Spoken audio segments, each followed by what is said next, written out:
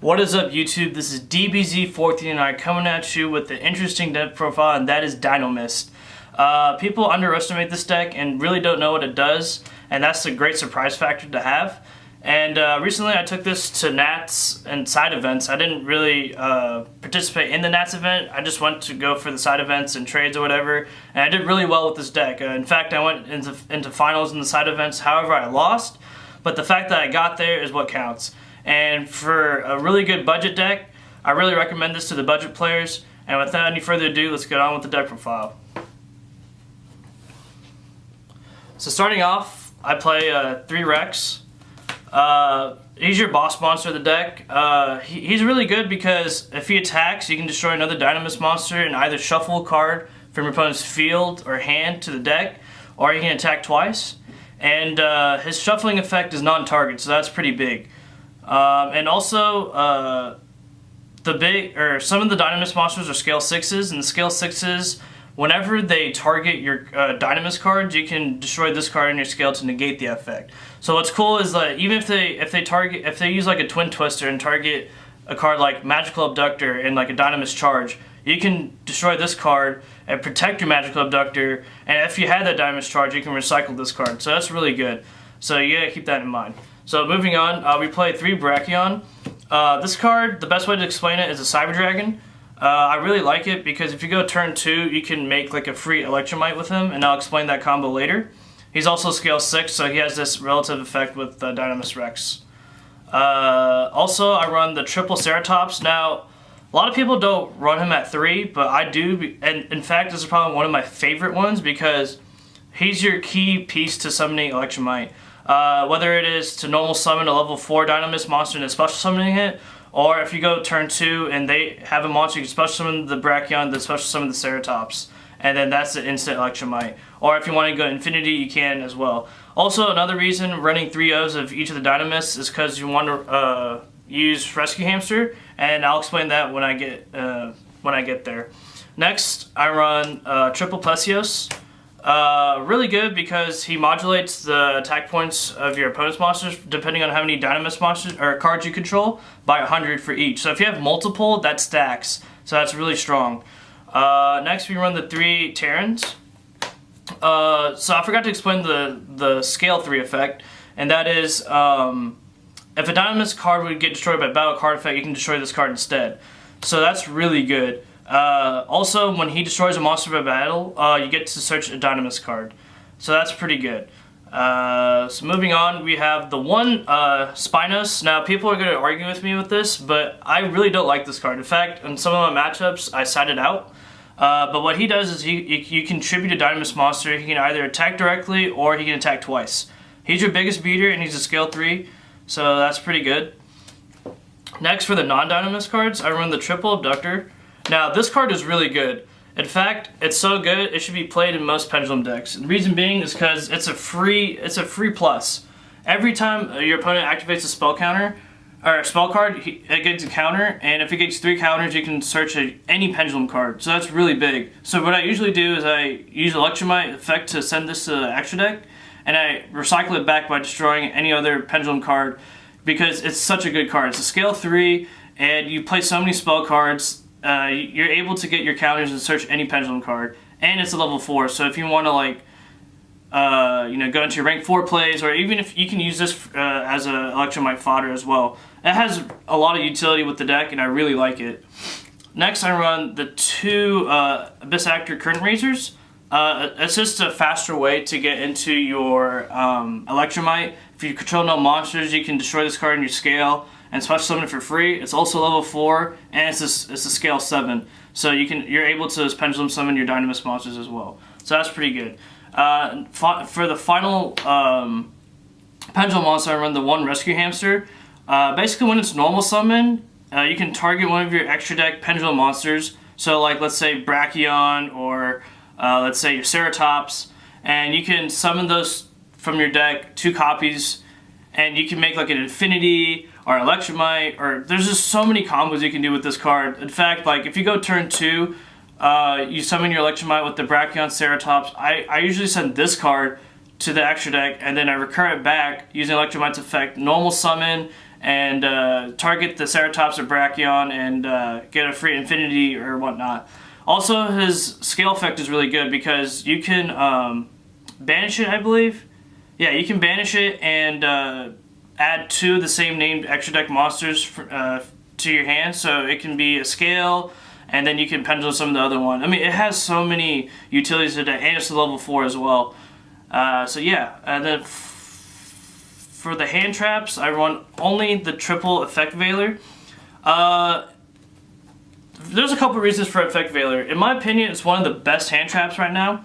It's a budget version of Impermanence, in my opinion, and I think it's the 3rd best after Droll and Ash. Also, I didn't want to run too many hand traps because if I did, then you know, it would be bad for consistency and whatnot. So that's why I run the 3 Effect Veilers. It's really good. It could shut down a lot of decks. Like I remember in the side event, you know, I Effect Veilered Marauding Captain, and he couldn't do anything after that. You know, he was playing Goki Nightmares, and just with 1 card, I was able to stop him and just OTK him after that. So that was really good. So that's why I run the 3 Effect Veilers, nothing more. You could run more. Ideally, you want to run like 5 to 6 hand traps, but anything more, it would just ruin consistency. And finally, for the monsters, I run the 1 Cyber Dragon. This is my, I guess you could say, my Kaiju in the main deck. And it's a level 5, so you can use it to summon Infinity. Also, you can use Nova to bring it back. It just has so many utility with the deck and whatnot. So yeah. Also, when you play Goki Nightmares, if you drop this, you can like take their 2 extra main monster zones and just summon the Mega Fleet. Use the Mega Fleet as a Cleaver Genius fodder and whatnot. So yeah, there's just so many things you can do with Cyber Dragon. So that's why I run it at 1. I run the second one on my side. So, but anyways, enough with the main deck, and now to move on with the spells. I run the triple Dinomist Charge. The reason why this deck is good as its own archetype, and it's this card, because this one, it can allow you to search a Dinomist monster, and also anytime a Dinomist when a Dinomist monster is destroyed and sent to the extra deck, you can recycle it. So that's really good. So you don't really lose your resources. It helps, you know, set up your scales, and it just does so much for the deck. So that's why I run it at 3. Next, for 2Os, I run the 2 Desires. It just helps with the consistency. You run a lot of copies, a lot of cards, so it doesn't really hurt you. And you know, the drawing 2 cards is always nice. A lot of people think this is you neg. I completely disagree.